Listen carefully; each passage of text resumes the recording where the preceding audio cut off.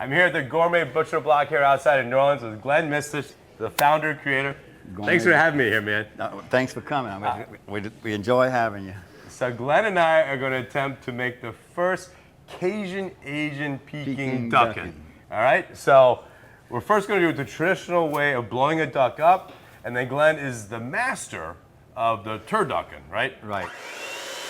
What we're doing is we're forcing air between the skin and the meat. All right, look at that. There we go. There you go. And what that does is now when you cook this duck, the fat will render off and wind up with a beautiful crispy duck. So what it does is separates the fat and the meat. That way it's allowed to render off. Exactly. Okay, now the master is going to show us how he debones the duck, because what we're going to do is stuff a chicken inside the duck with a stuffing of rice and his beautiful crawfish etouffee, and then we're going to stuck a squab into that. So 3 whole birds. And what I'm going to do, this is a sticky rice shiitake garlic chive stuffing. I'm going to take Glenn's shrimp etouffee, and we're going to mix it. So this is the Cajun Asian going down. What do you think? One more? Okay. Now we're going to lay it out, and we're going to stuff it with... Okay. So how much do you think? You do scoops here. Let's put, try 4, you think? Yeah, let's do 4. Put 3 there. Okay, and put 1 back Put one here, towards the back? Yeah, there you go. Okay. There you go. All right, we're going to push that down a little bit like this, kind of even it out. And here we already have a chicken that's been deboned and a squab that's deboned, right? Right, now we're going to take the chicken. All right. Let's season it. Here, should I season this up for you? That's out right there, yes. Okay. Awesome. Oh my God, this is a meal. Okay, all right, then more? How many of these do you think? Let's go with 3? Let's go with 3. Okay. Okay. There you go. Put that on there, and we'll put this And a little squab. So you're keeping all the leg meats with the legs, right? Right. Okay. And then we're going to put a little bit in the squab. What, 2? 2. That'd be plenty for the squab. All Okay. right. Now what we're going to do, we're going to put it together and start sewing it up. We're going to fold this up. Okay. Then we'll fold this up a little bit. Okay. Then we're going to fold this up. All right. Beautiful. Now we're going to take it and go dip it, right? So now this, traditionally, is we're now going to dip it in this Chinese vinegar soy molasses. Then it's going to hang overnight. Let's go dip. Let's go. All right, Glenn. So you have simmering hot boiling water. You pour a couple on it. All this does is tighten the skin. All right, just a couple ladlefuls. And then you go over this mixture. This is a Chinese black vinegar, molasses, soy sauce, dark soy sauce.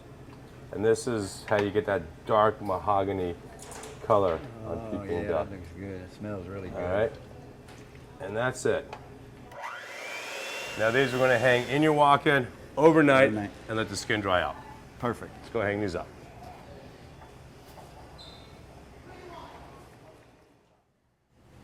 All right, Glenn. So we've hung this overnight. It's looking beautiful. Look what you created now. All right, so this is going to go in the oven at 325 with the convection fan, and it takes about 1.5 hours to 1.45 hours depending on your oven. Right, depending on the oven. All right, let's go in here. Open the bottom there for me, sir. All right, here we go. So after about the 1.5 hours, 1.45 hours, you have a beautiful bird that looks like this. Oh, that looks so good, dude. Oh, that is looking good. Looks good, chef. And I think we need to rest it, right? Right, I So think we should let it rest so for let's about 10 let's throw it on this board.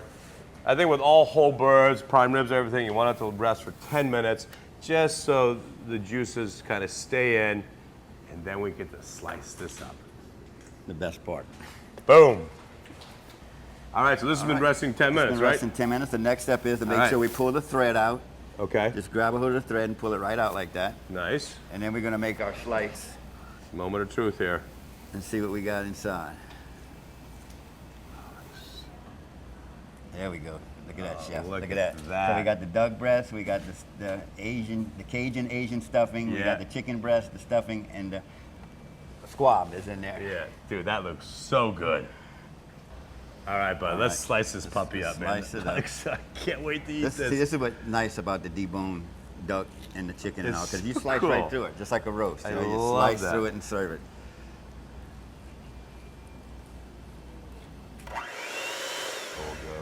whole thing up and over like this. Fantastic. We'll lay this out. Oh my God. Yeah, just so we can see. Let's slice that up and try this. Oh my God. Look how good that looks. Oh my God, my mouth is watering, literally. All right, chef, here's a fork. Let's get in here.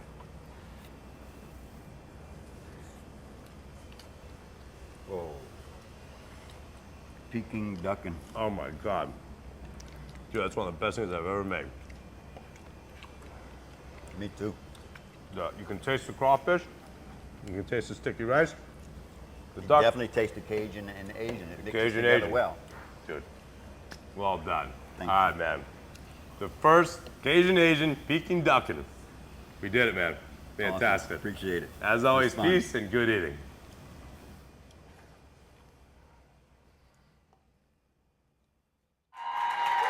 Oh, hello. Who's hungry? Who else is salivating after that video? This is amazing and decadent. I'm so excited. Give it up to, where's Glenn? There's right here. This is Glenn. Glenn, stand up. This is the man. And his beautiful wife, Leah. We had so much fun creating this, didn't we, Glenn? You know, I've been making Peking duck my whole life. And I went to Beijing. I saw Da Dong and Chenjida, all these restaurants, but never. That was the first one on that video that's ever been made. We've made a few since then, but. So talk to me a little bit about how the collaboration came about. For this. You know, honestly, and hats off. I don't know if you're a Broncos fan, but the only reason I say this is because I'm a Pats fan, obviously. And I don't know why they play for third and fourth place in the Super Bowl, but whatever. Anyway, so my agent is Sandy Montag, who's also John Madden's agent, who helped popularize the turducken, and he also is Peyton and Eli's agent, so he's having a great day right now. But Sandy's like, look, I know this guy Glenn in New Orleans, and he makes this turducken. Maybe we should do something different. I'm like, dude, let's do a Peking ducken. So let's blow it up. Let's do everything the same. Let's debone it like the master does. Let's make a stuffing that's truly East-West. So crawfish etouffee with the sticky rice, garlic chive shiitake. Boom. That's what we got. Can I slice? Yeah, let's slice it. So the front row is going to get a little taste of this dish right now. So that's what it looks like, guys. So what's the hardest part about creating this dish? You know, it's just the time, because you got to dip, you got to hang, you got to debone, you got to stuff, you got to cook it perfectly. So we spent a lot of time testing how long it cooks. And at the end of the day, everyone's oven is different, right? So we say it's an hour and a half to hour 45, and some people's fans are stronger than others. But once we got that down, all we do is just keep cooking them and eating them. And I know Glenn's eaten this about 60 times since we started this, because we kept trying it. But you know what? I'm going to give you this, dude, because you can just use. We're gonna take a taste right now. Yeah, you can just take this whole thing. There you go. Yeah, I'll put it there for you.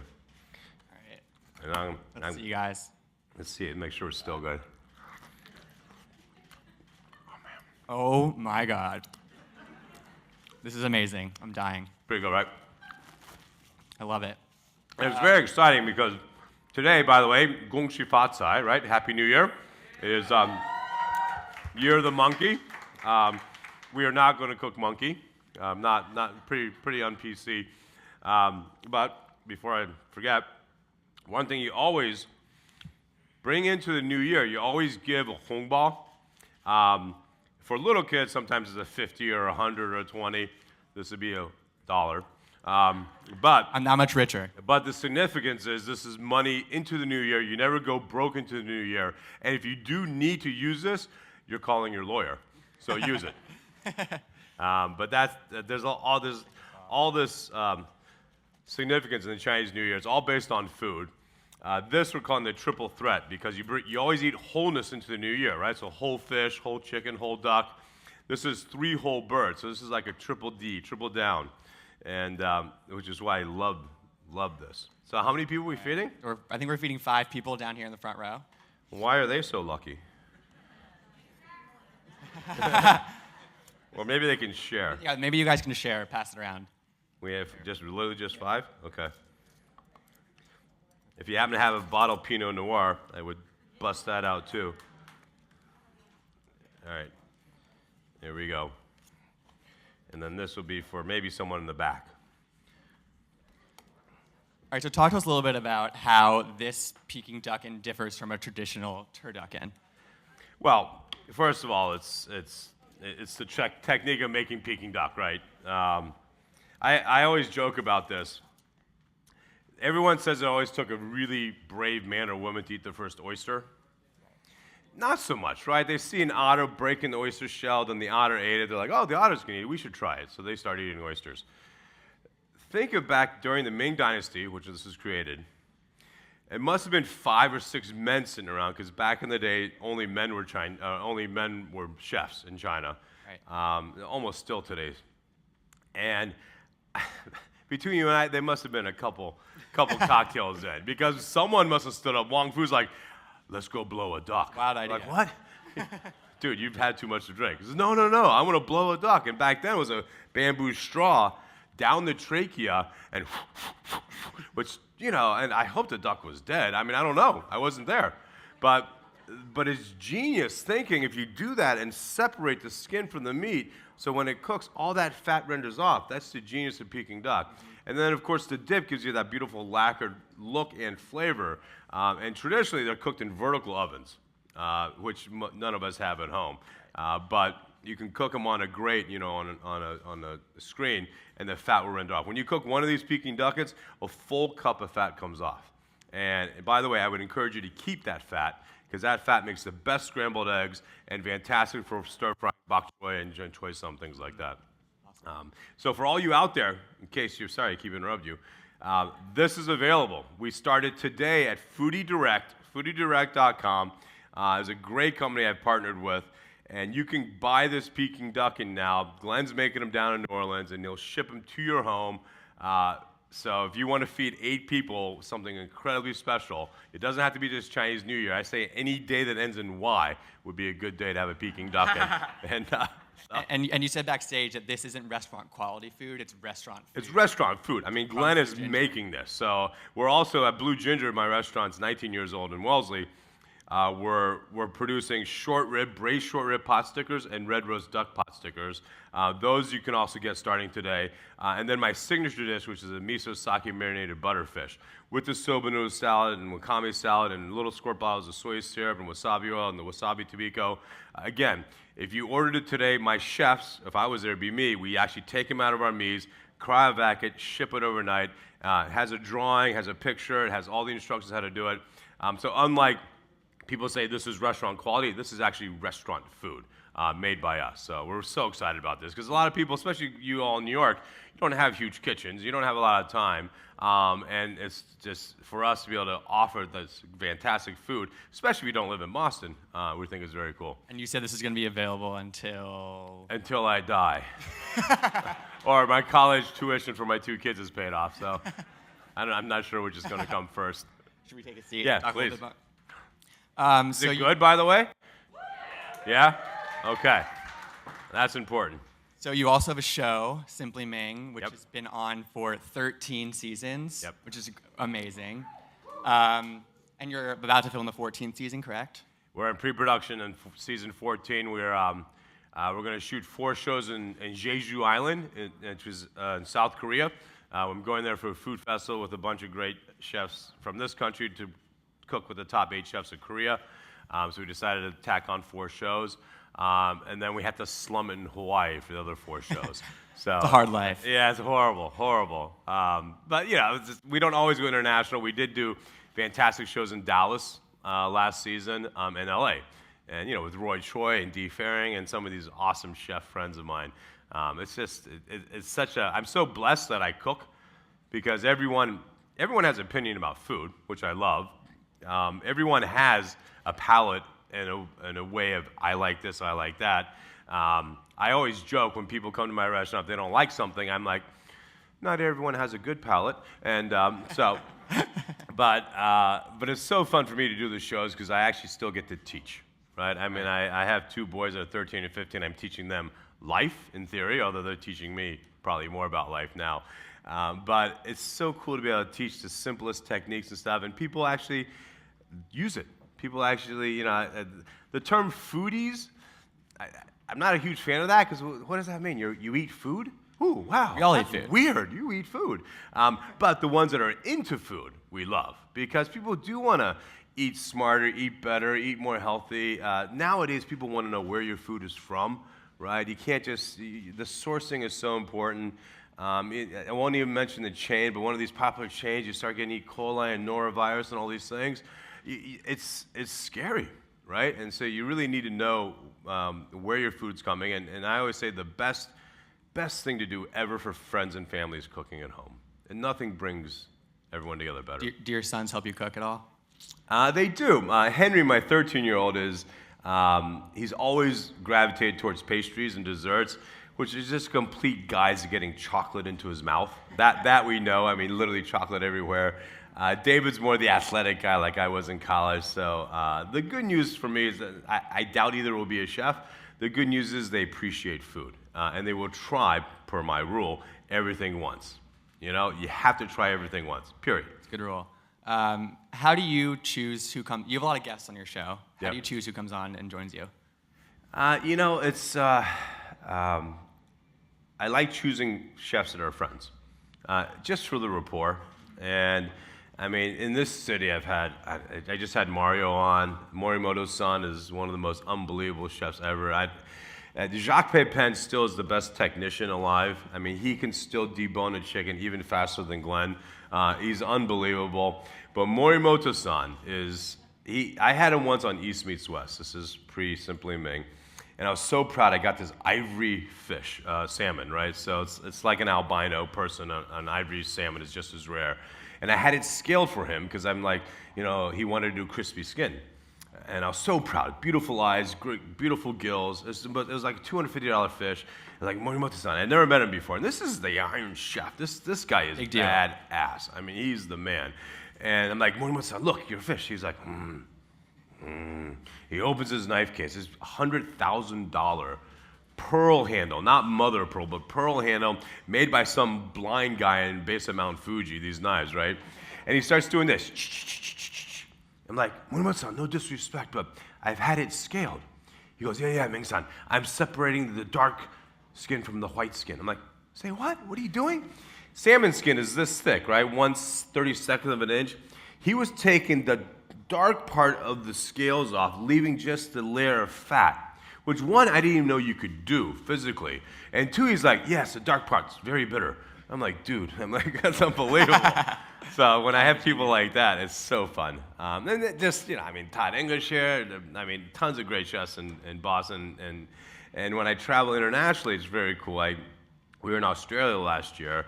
Mark Best, who's one of the top chefs in Australia, I got to cook with him, and Kylie Kwan. And so I get to meet some of these chefs and where they fish or where they market. Or we went to this fantastic, if you ever get to Australia, go to Kangaroo Island, which is a southern island. It is the most pristine place. It's like where James Bond would hang out, and waves crashing on the cliffs and all that. Mid-Ocean or East Ocean Lodge, Sea Ocean Lodge. The chef there took me to the lamb farm. It's not really a farm, just lamb everywhere grazing. And they're grazing on dandelion this and garlic chives that, and literally, he grabs the lamb. Yes, we have to kill it to eat it, but that's how life is. But then he grabs everything the lamb was eating. And he made this dish that had everything that literally the lamb ingested, and then the salad and the sauteed greens and garlic chives in it. It was the best ever. And then, of course, Australian wine. Some of the best in the world. Is that, after 13 seasons, I'd imagine you have to keep on coming up with these amazing ideas. Is that travel something that inspires you, these new ideas for your show? Absolutely. I mean, I've been to China, I've been to Hong Kong, we were in the Azores. You can get to Europe in 4 hours, which is crazy. You think about it, right? Non-stop from Boston, which is it's an island off of Portugal. We may go to the Caribbean. I've been around the Caribbean as well. I've been to Mexico. I mean, it's food is the glue for the world, and everyone has a way of making rice, right? called arroz in this country, you know, fan in Chinese, whatever. But the way they make it, of course, paella down in Spain, is so different. It is so different how people treat the same grain, the same kernel of rice, 50 different ways. And for me, that's just such inspiration because I do East-West cuisine, right? I don't love the term fusion. Fusion is what you do with atoms, so, you know, from nuclear energy. Food is more of a blending. So you're blending Eastern and Western techniques and ingredients, and that's why that's why I call it East-West cuisine. But I always say the worst food in the world is bad fusion. Which is when, because now you can get everything. That's when a young chef will take lemongrass and sesame oil, then fish sauce from there, and then Thai chilies from there, and then coconut milk and put it into a blender. Vroom, fusion vinaigrette. It's horrible. No game. Horrible. Yeah. No, because there's no base, there's no tradition. And I always say to do proper blending of food, you first have to traditionally learn how the Japanese handle sushi rice, how the Chinese use sesame oil, how the Thais use coconut milk. And then once you learn the traditional ways of buying, storing, prepping, you then earn the right to blend. And I think that's the mistake, because it's so fast-paced now, everyone can get everything. It doesn't mean it's good. Maybe escargot and peanut butter should not go together, right? They don't. Requires more thought than that. Yeah, I mean, people are creating since this has never been done before. Well, maybe there's a reason it's never been done before. You know, like, dude, that's not a good thing. Like chocolate and caviar, a chef did once. I'm like, why would you take perfect chocolate and perfect dosage of caviar and put it together? Makes no sense. And I noticed that I feel like your show, Simply Ming, has a theme each season. And Yep. 13th season is sort of about comfort food. Yep. How do you tie all those things together throughout? Well, you know, last season was about cooking at home. I have this great studio that we cook at, and a lot of it's one-pot cooking, because that's how all of us cook at home. None of us have sous chefs and people that wash your dishes. You want to pretty much do everything in one pot, and that is just the best way to cook and serve. I always serve at home.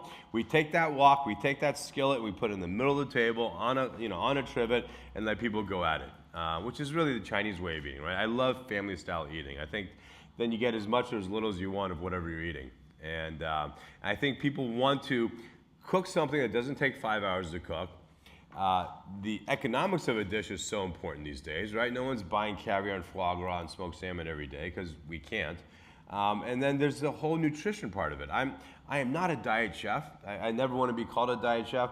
I eat the Asian way, if you would, which is high veg, good whole grains, protein for flavoring. All right, a big ribeye, which I don't mind, but I probably eat one a month maybe. A ribeye that size could feed a family in China of 12 people, and it would be just as good, the dish, right? It'd be tons of garlic chives and bok choy and mushrooms and all that, and it would be delicious.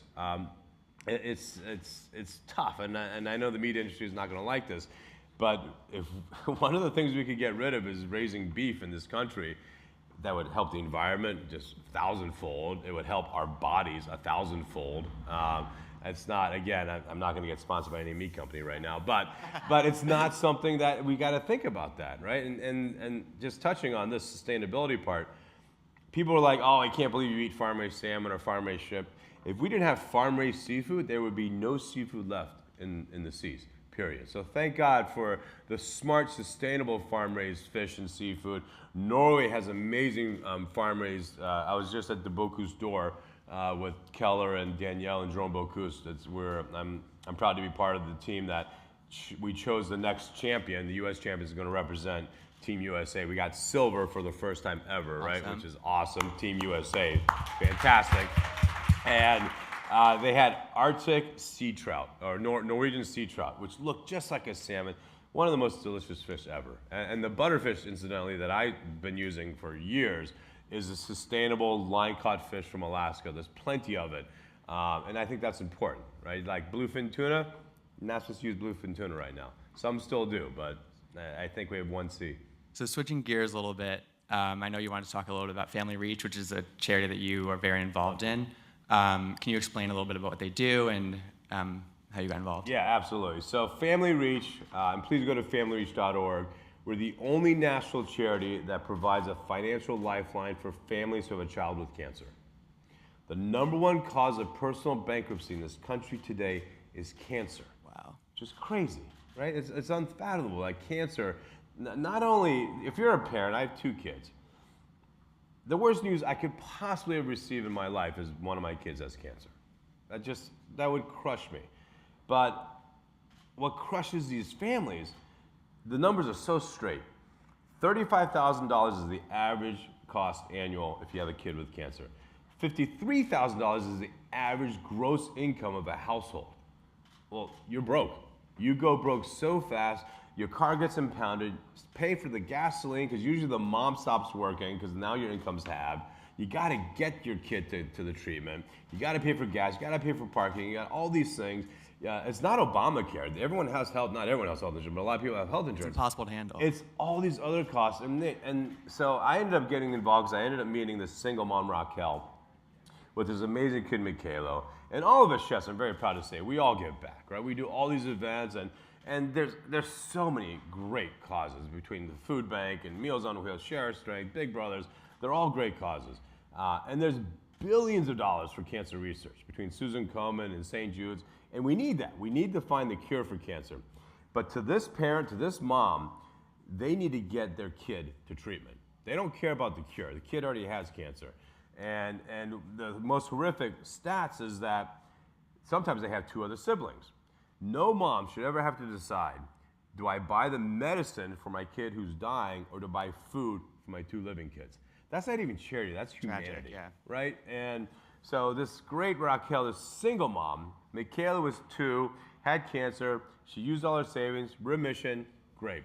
A year later, it came back. And if you have your kid with cancer, it comes back, it's much worse. But now she's broke.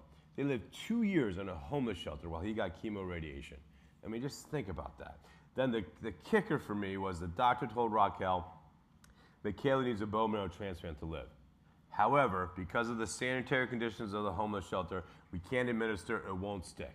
Sorry. You can't tell them I'm sorry when there's a cure that your son's gonna die. That's what families said, that's BS. Here's your apartment back from very generous donor for a year. You don't worry about the apartment, you worry about your son. And I see him every year. I do this great event called Cooking Live. I do 5, I've done 5 in Boston, 5 in New York. I have personally raised $4 million in the last 5 years, which I'm so proud of. And every time I see Mikhail, he's now 9 years old, he's celebrated his 5th year of remission. He gives me the biggest hug, and I can honestly say to myself, I helped save this guy's life. And I'm the one that thanks them, because I'm in a position to be able to do what I do, but nothing completes me more than doing this. That's really special. I think it's time to turn it over to the audience for some audience Q&A. We're going to start with a question from an online viewer. So Elle would like to know, what is your favorite dish from another culture that you like to cook, and why? Good one. I was in the DR recently, and I hang out with a bunch of my chefs that cook a lot of paella. The Jose Andres, Ken Orange, and Jamie Bissonette, who are neither are Spanish, but they have Spanish restaurants. And in the DR, they call cocon, which is that crispy rice. So when you cook a paella, you cook a really good rice dish, and we do this now, and my dad does it especially with fried rice. When you get that crispy rice, when you flip it, you get that dome of crispiness. Incredible. There's nothing better. So I guess directly to answer the question, so a version of paella. And the paella is the smart paella, which is the ones you add the seafood at the very end, not everything together and you have rubbery seafood. And in Spain, and Jose took us around once in Spain, and I mean, they make paella, like this much paella. It's the best thing in the world. Out of this world. Do we have another question out there? Hi, Happy New Year. Thank you. How have the foods that you had during your childhood shaped your dish creation today? Good question. Yeah, great question. Well, I mean, I definitely, well, first of all, I grew up in Dayton, Ohio, culinary capital of the world. But fortunately, as a child, my dad, who is literally a genius, he was chief scientist at Wright-Patterson Air Force Base, designing the B-1 bomber. He works with composite materials, graphite materials, and he does still at 86, works full-time, does everything from Callaway golf shafts to Airbuses and space shuttles and everything in between. He would take us traveling, young, and had my first French meal. I was age 10 at Papillon, of all places, in Hoek van Holland. Went to Taiwan a bunch of times because my grandparents fled to Taipei during the Cultural Revolution. Street food. Street food so shaped how I cook and how I eat. In Taipei, this Taichung is this, not Taichung, that's up north, but the Ximending was this place that was 2-level concrete structure that people would literally grab you and they'd like, which is scallion pancakes and pot stickers. And they literally sit you down, and it used to be 50 cents for an order. It was so cheap. So I always remember that, and I always remember the joy of my grandfather, especially something called gobeli balza. Gobeli balza literally means it's so bad not even a dog would eat it. Balza, right? So not a great marketing term. However, they were the most awesome balzas ever. That when you buy, the juice went everywhere. So those are the memories that I really like. I mean, I love all types of dim sum, and I've always tried to reinvent the scallion pancake because I love scallion pancakes as my kids do, but it's a lot of work, and I'm trying to make it a way so you can help wrap stuff. There's a restaurant concept which I can't talk about yet, but that's going to come down that will help hopefully fight two things. One, I am very proud to be on the Harvard Nutritional Roundtable, and our number one, with Dr. Walter Willett, our number one goal is to help fight obesity in this country. 1 out of 2 children 13 years or younger are borderline obese. That's moronic. We're the smartest, most powerful country in the world, and 1 out of our 2 kids is borderline obese. That's wrong. 2, family reach. So I want to start a Paul Newman concept restaurant. So some proceeds goes to Family Reach. Family Reach families during the shoulder period get to eat for free as well. And it's going to be a make-your-own type thing that is high veg, low protein. There won't be beef, to really be able to make a difference and have them across the country. I love that. One day, hopefully, right here in this office. Well, maybe not. Maybe not. Another question? Hello. Hi. Happy Chinese New Year. And Thank you. can you describe your typical Chinese New Year day and maybe your favorite traditions for Chinese New Year? Well, I always come to AOL on Chinese New Year. We're honored. Who doesn't? You know what? Well, traditionally, New Year's Eve is when you do all the cooking. So back in the day, a lot of Chinese had servants, right? I don't have servants, right? But traditionally, you're not supposed to ever touch a knife or do any manual labor on New Year's Day today. Because your servants put it all together. So in other words, all the dumplings were made, all the whole pork shoulders, all those things were cooked off, and then the next day you just chow, and chow. What should have happened last night is you should have cleaned up everything that you live in or work in. So your office desk should be clean, all that clutter in the garage, all that crap in your bedroom, that should all be clean, which is a feng shui principle. You're supposed to repaint your door red. You're supposed to wear red because you want to attract good fortune and goodwill from the gods. Right here. You pass out a bunch of red envelopes. All my staff, I mean, I have staff that have been with me 15, 17 years, and now they have $17, right? And because they haven't had to call a lawyer. So for us, we're getting a nor'easter, but if someone wants to come with me on the Excella, the 1 o'clock, in Boston at Blue Dragon, we're doing a Chinese New Year beer dinner with Jack Abbey's beer, which is beautiful beer. We have a whole suckling pig that we're roasting off. We're doing a whole crispy fish. We're making all these dumplings. It's $50, which is ridiculously cheap. And the reservations are dropping because they can't drive in snow in Boston. I mean, it's like, dude, you own an SUV. Get with it. Kidding Come me? on. Yeah, get with Worth it. So it is all about eating. And you want to bring that eating and that prosperity into your new year. Noodles is also a good thing to eat because noodles represents longevity. Green, everything you eat, so bok choy, choy sum, Chinese broccoli. Green, of course, represents money. So there's literally 3 pages of synonyms and homonyms. You call something like niangao. Niangao is a sticky rice cake, but nian means year in Chinese. So you're supposed to eat niangao in Chinese New Year to make sure you have a great New Year. The most important thing is to eat well. One more. Hi, Chef. Thank you for being here. Fellow Patriots fan, by the way. Just getting over it. Yeah. So I was curious if you could maybe talk about the rendering of the fat a little bit more. 2 questions. That first, because you end up saving it, which makes sense, but is it to create like more space to stuff it? And then my second question is, what are some of your favorite ingredients, that are versatile, that you keep in your kitchen all the time, that you stretch? Okay. Great question. So when you force that air through the duct, it literally breaks the molecular structure. So now the fat is free. So it's not touching the skin nor the meat. So once heat gets applied to it, that renders off. So when you eat a good Peking duck or eat this, as you can tell, there's no fat left between, right? Normally this piece would have skin, a good 1/4 inch layer of fat, and then the meat. But because we blew it up, the fat gets to render off. It's just a fantastic technique. Things at home, I mean, definitely MSG. No, I'm kidding. No. No, I have never used MSG, never will. Soy sauce, naturally brewed soy sauce is certainly a go-to product in my household. La jiao or sambal, the Chinese chili paste. My grandfather used to make his own with just super hot chilies and garlic, and he fermented. I love Korean kimchi. We make our own at Blue Ginger, and I always have 2 or 3 different kimchis. You chop up kimchi, throw it into a mayonnaise, and you can buy store-bought mayonnaise. Make sure it's real mayonnaise.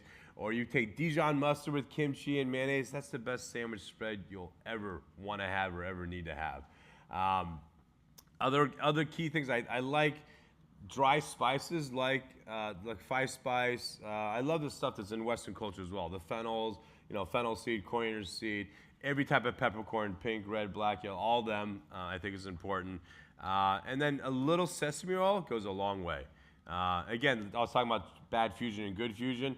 I went to a very renowned restaurant in San Francisco once, and this guy did a tuna carpaccio, and he took sesame oil and spread it on like it was olive oil.